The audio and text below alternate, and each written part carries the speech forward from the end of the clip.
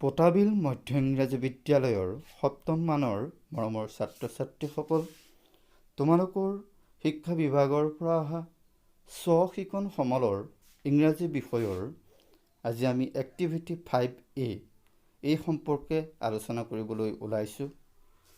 তাৰ আগতে তোমালোকক এটা অত্যন্ত গুৰুত্বপূৰ্ণ ইংৰাজী বাক্য ক'বলৈ ওলাইছোঁ।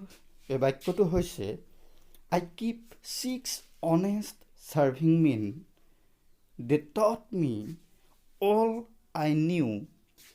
Their names are what and why and when and how and where and who. এই বাক্যটো আগবঢ়াইছিলে ৰুডিয়াৰ্ড কিপলিং। এই বাক্যটোৰ অৰ্থ হৈছে যে মই 6জন অত্যন্ত ভদ্ৰ চাকৰ বা সেৱা কৰা মানুহ ৰাখিছোঁ। সিহঁতে মোক মই শিকা সকলোখিনি শিকাইছিল।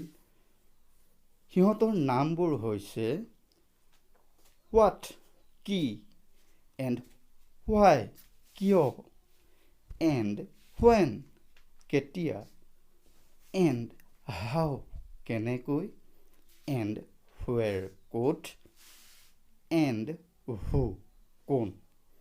ছাত্ৰ ছাত্ৰীসকল, এই প্ৰত্যেকটো প্ৰশ্নৰ যদি আমি উত্তৰ নিজৰ মাজত বিচাৰোঁ তেনেহ'লে আমি প্ৰত্যেকটো প্ৰশ্নৰ আমি উত্তৰ কৰিব পাৰিম। আমি এখন ৰচনা লিখোঁতেও এই প্ৰত্যেকটো প্ৰশ্নৰ জৰিয়তে আমি সেই ৰচনাখন আগবঢ়াই লৈ যাব পাৰোঁ। আহাচোন, আমাৰ যিটো আজি কাৰ্য দিছে এই কাৰ্যটোত আমাৰ এখন ৰচনাৰ দৰেই আমি কেইটামান বাক্য লিখিবলৈ দিছে আৰু সেইকেইটা আমি কেনেকৈ লিখিম তাৰ বিষয়ে আলোচনা কৰোঁ। এই এক্টিভিটি 5A হৈছে মাই ফেভাৰিট ফেষ্টিভেল, মোৰ প্ৰিয় উৎসৱ। তোমালোকক এই কাৰ্যটোত দিয়া হৈছে পইণ্ট 1, যাক আমি কি বুলি ভাগ কৰিছোঁ। সেইটো festival Bohag Bihu. Sentence 1, I love Bihu dance, so' my favourite Bihu is Bohag Bihu. গতিকে বহাগ বিহুক লৈ এইটো আমাৰ প্ৰথমটো বাক্য। এইবাৰ আমি পইণ্ট 2টো ভাগ কৰিছোঁ ক'ত। ষ্টেট আছাম। বাক্যটো হ'ব it is celebrated in Assam. এই বহাগ বিহু অসমত উদযাপন কৰা হয়। গতিকে এইটো আমাৰ দ্বিতীয় পইণ্ট। আমি ক'ত বুলি নিজকে প্ৰশ্ন কৰিছোঁ, তাৰ উত্তৰত এইটো পাইছোঁ। এইবাৰ আমি 3 নম্বৰ পইণ্টটো চাওঁ, কেতিয়া। Month Bohag April. এতিয়া বাক্যটো হ'ব it falls in the month of Bohag, date is April in the English calendar. অৰ্থাৎ বহাগ মাহৰ যিটো ইংৰাজী কেলেণ্ডাৰৰ এপ্ৰিলত এই বিহু আহে বা পতা হয়। এইবাৰ আমি পইণ্ট 4 কেনেকৈ, অৰ্থাৎ ইয়াৰ কিছুমান স্পেচিয়েলিটিজ আছে। এই বিশেষত্বসমূহ হৈছে 1 নম্বৰত Goru Bihu. The first day of Bohag Bihu is called Goru Bihu. এইটো এটা বিশেষত্ব। আমি ইয়াক এনেকৈ বিশ্লেষণ কৰিম বা আমি এই ৰচনাখন মাই ফেভাৰিট ফেষ্টিভেলখন আগবঢ়াই লৈ যাম। এইবাৰ আমাৰ 2 নম্বৰৰ বিশেষত্বটো হৈছে ট্ৰেডিশ্যনেল ড্ৰেছ, পৰম্পৰাগত পোচাক আৰু বিহু মেলা। বাক্যটো হ'ব উই ৱেৰ ট্ৰেডিশ্যনেল ড্ৰেছ এণ্ড গ' টু বিহু মেলা। আমি পৰম্পৰাগত পোচাক পৰিধান কৰোঁ আৰু বিহু মেলা চাবলৈ যাওঁ। এইটো হৈছে আমাৰ 2 নম্বৰৰ স্পেচিয়েলিটিজ, বিশেষত্ব। ঠিক সেইদৰে আৰু কিছুমান বিশেষত্ব আছে। আৰু এটা বিশেষত্ব হৈছে কপৌ ফুল। তোমালোকে ইয়াত ছবিত দেখিছা। The special flower is called কপৌ ফুল bloom during the season. অৰ্থাৎ এই বতৰত এবিধ বিশেষ ধৰণৰ ফুল ফুলে, সেইবিধ হৈছে কপৌ ফুল। আৰু এই কপৌ ফুল আমাৰ বহাগৰ লগত সম্বন্ধ আছে। গতিকে এইটো এটা বহাগ বিহুৰ স্পেচিয়েলিটিজ, বিশেষত্ব।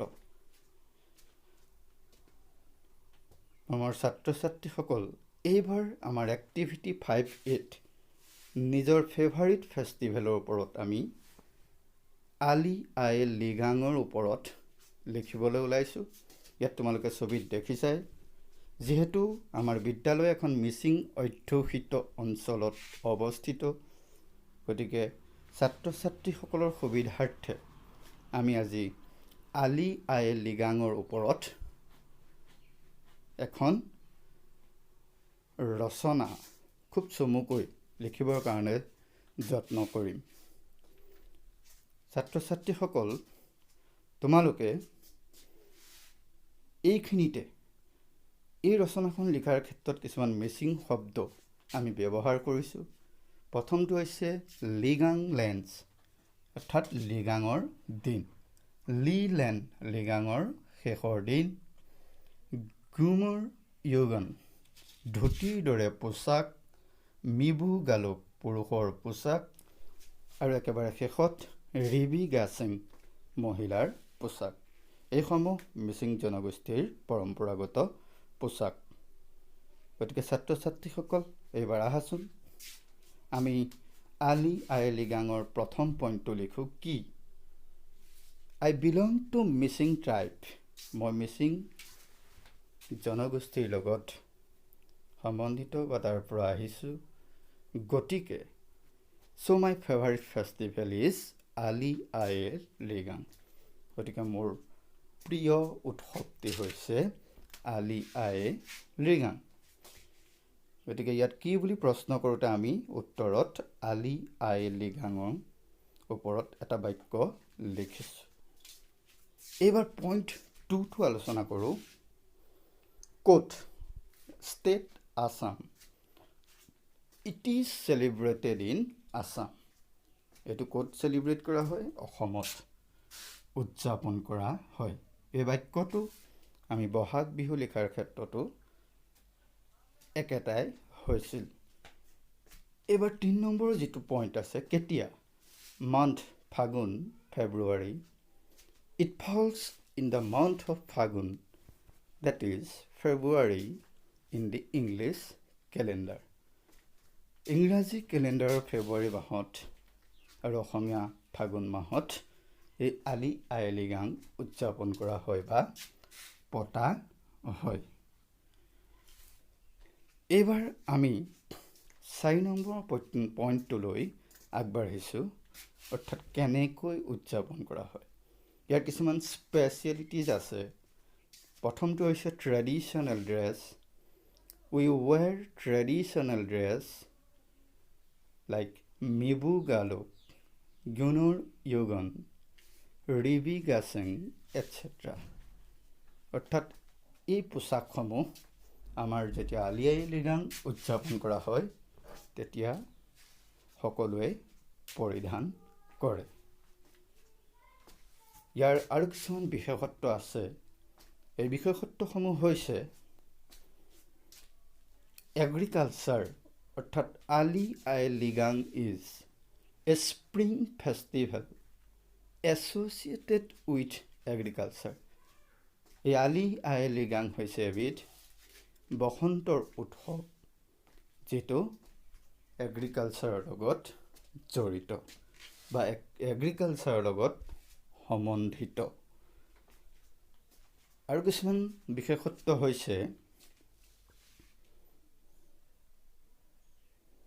তোমালোকে চোৱা, লি লেন, এইটো কি? The last day of festival is called লি লেন। এই উৎসৱটি একেবাৰে শেষৰ দিনটো হৈছে লি লেন। আমি যেনেকৈ বহাগী বিদায় পাতোঁ। Is observed with a grand community feast. বিশেষ ধৰণৰ সামাজিক ভোজৰ জৰিয়তে এই লি-লেন উদযাপন কৰা হয়। গতিকে ছাত্ৰ ছাত্ৰীসকল, আমি উৎসৱসমূহৰ আৰম্ভণি আৰু শেষ আমি যেনেকৈ বহাগী বিদায় উৎসৱটি পালন কৰোঁ, ঠিক সেইদৰেই মিচিংসকলেও আলি আই লৃগাঙৰ ক্ষেত্ৰত এই লি-লেন উৎসৱটি তেওঁলোকৰ বিদায় হিচাপে পালন কৰে। আৰু এটা স্পেচিয়েলিটিজ হৈছে Wednesday of Gimur Polo'. The festival begins on Ligang Leng, the first Wednesday of Gimur Polo. আৰু এই উৎসৱটি আৰম্ভ হয় লিগাঙৰ দিনৰ প্ৰথমটো বুধবাৰ অফ গিমুৰ পলো, মানে ফাগুন মাহৰ।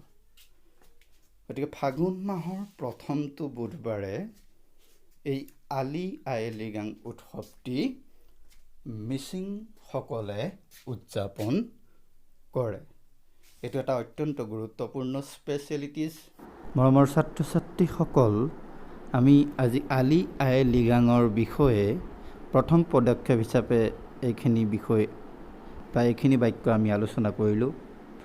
পৰৱৰ্তী ক্লাছত আমি শিকোন সমলৰ অন্য এটা এক্টিভিটিৰ বিষয়ে আলোচনা কৰিম। ধন্যবাদ জনালোঁ।